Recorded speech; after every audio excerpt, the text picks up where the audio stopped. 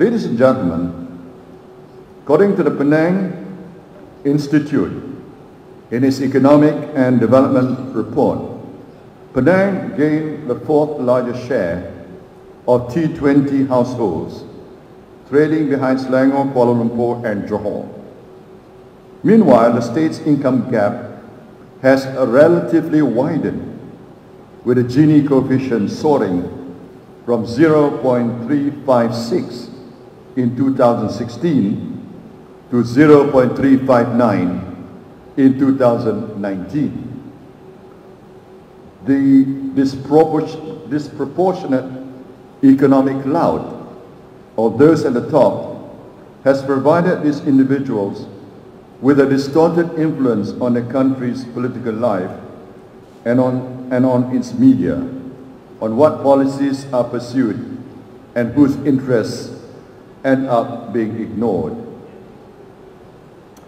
I find it quite unbelievable that many Chinese believe in the DAP propaganda, that I ever said, Apa Lagi Cina Mahu, just because DAP kept spreading a photo of a Malay newspaper front page with those words, and as it so happens, my photo was on that page too.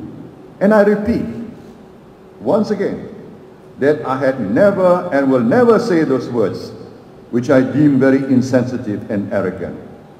That is simply not Najib.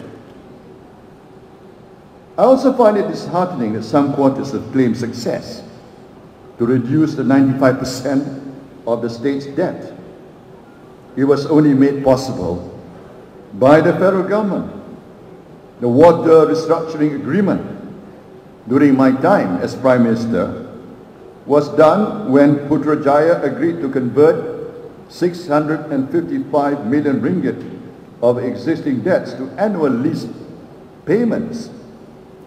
We also agreed to give a 1.2 billion ringgit grant to the state government to expand the Mengkuang Dam, contrary to the claim that Putrajaya did not help Penang.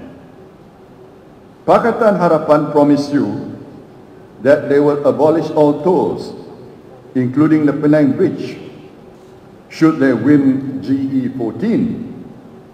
We are all aware this never happened, but Pakatan Harapan will now tell you to be grateful to them because they reduced the toll rates by 18% since the year 2020.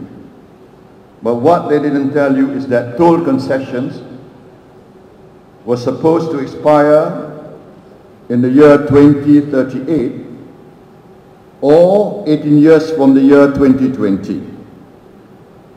In order to give you the 18% discount, what they did was they increased more than double the toll concession period from 18 years to more than 38 years to the end of the year 2058. Now, ladies and gentlemen, let us take our calculators.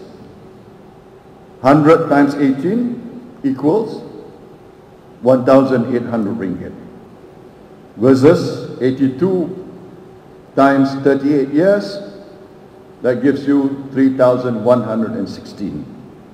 Which is better? It's not rocket science.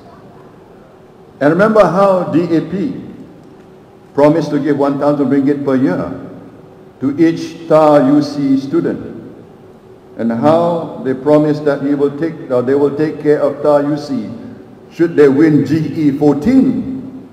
Well, not only did students not get the 1,000 ringgit, but he delivered a mighty big slap to Chinese education when DAP cut down the 30 million to 50 million ringgit funding that the Barisan National Government gave TAR UC when I was PM to just 1 million ringgit per year.